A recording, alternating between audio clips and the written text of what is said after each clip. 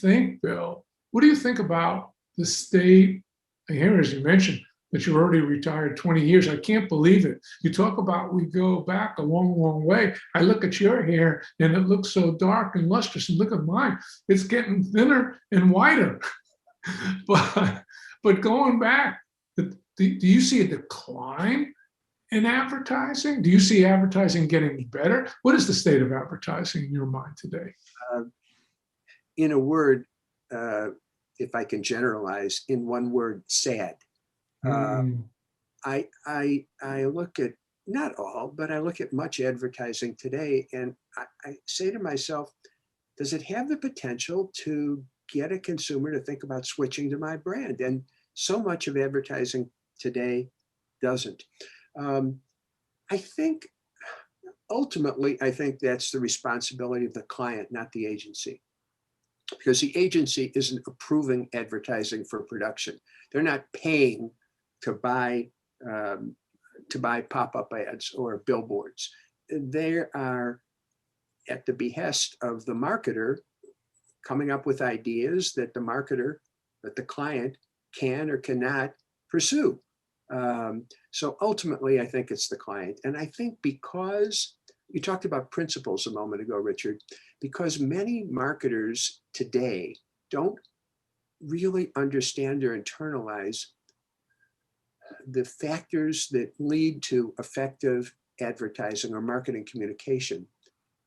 I think that's one of the reasons that ultimately that catches up with them. And that's why today the average tenure of a CMO, of a chief marketing officer, is 2 or 3 years. Okay, they don't last very long because ultimately the business catches up with them, or the lack of business growth catches up with them. And I think that's a major contributing factor to the turnover in chief marketing officers today. That's why I say it's sad to me. Yeah, I agree with you, Bill. I think the quality of advertising has declined. I'm not going to talk about commercial production values, because that's the fluff side of it. At Coca-Cola, we believe we had to have outstanding commercial production values. After all, our bottlers saw that. Our bottlers bought into it by putting 50% of the money up for it. So we had to have sterling commercial production values. But I think one of the things you said about switching, which we're really now talking about the messaging behavior objective. And when I look at creative briefs, and I see many of them each and every week, I would tell you they don't have a legitimate, messaging behavior objective. They don't have switching. They don't have increased frequency of purchasing.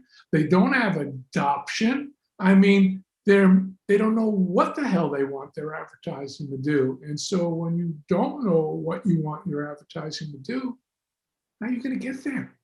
That's how are you going to get there?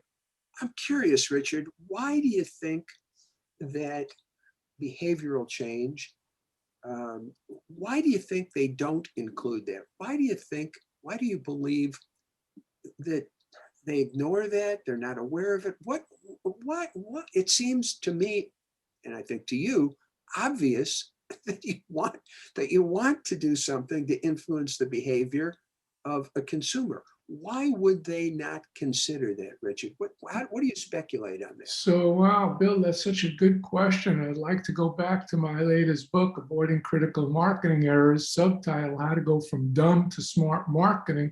But I would say to you, it's not dumb, it's ignorance, that they don't realize that to craft a message, they have to know what they want to achieve. They don't appreciate that. And so in their briefs, they will always have, we need to grow market share. But there's so many ways we can grow market share. I can grow market share with switching. I can grow market share by increasing transaction size. I can grow market share by increasing frequency of purchase. Every one of those has a different message. I like to talk about adoption versus switching. If you don't use dental floss, and I want to convince you to use dental floss, I got to talk to you about the benefit of using dental floss, correct?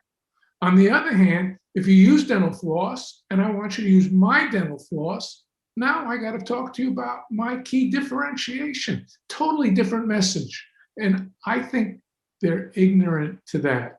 Plus, honestly, Bill, in so many of the organizations I work with, many of the senior people do not come out of marketing. So they totally lack that perspective. And I think that everyone with an opinion, I don't know if you feel the same way, but everyone with an opinion thinks that she or he is an expert when it comes to advertising. Unfortunately, I agree with you. You know, I mentioned the companies I work for, and they're consumer packaged goods, all of those categories, whether it's beer or toothpaste or cereal, consumer packaged goods, which are categories which are frequently purchased, where the consumers are needing to make purchases relatively quickly. Sure, like weekly. Capital goods or business decisions. So therefore, I think in the companies I've worked for, there's a greater appreciation for advertising and the role of advertising than in maybe some other categories. So therefore, the senior management, I'm not just talking marketing management, but the senior management of consumer packaged goods companies, I think tends to be more understanding, appreciative of the role, the potential role of advertising than maybe some other product categories, because the transactions are so frequent in consumer packaged goods that they understand the need, they hopefully understand the need for effective advertising as opposed to just advertising that entertains or is funny, okay? So when you get into other categories where the frequency of purchase is longer, slower, I think the role of advertising for the senior management in those companies may be less understood, less appreciated. That's my hunch. What do you think? Mm-hmm. Oh, yes. I would agree with you wholeheartedly about that. I would say that, for example, in pharmaceutical and medical devices, that the number one resource at the disposal of the company is the sales force.